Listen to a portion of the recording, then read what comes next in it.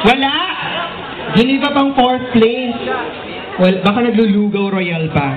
Eto na po ang ating top 3 para sa 5K male.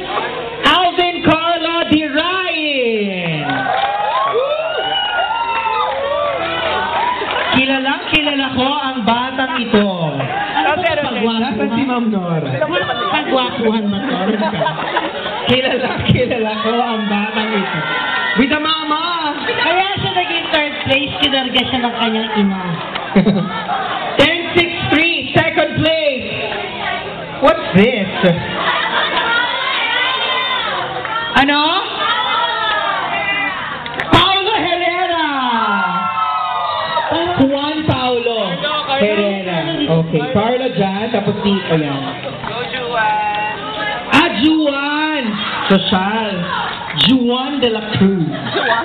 You know? And finally, our first placer, Ryan Joseph Concebido. Oh, kakagaling, kuya. Ah, oh. Kasi inutusan lang siya ng nanay niya. Ito talaga si kuya. Naligaw siya ng takbo.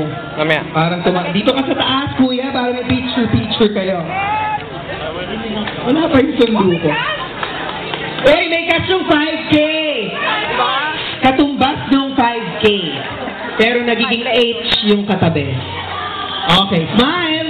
Jump shot! Kuya, first ka. Smile ka. Yan. Oh.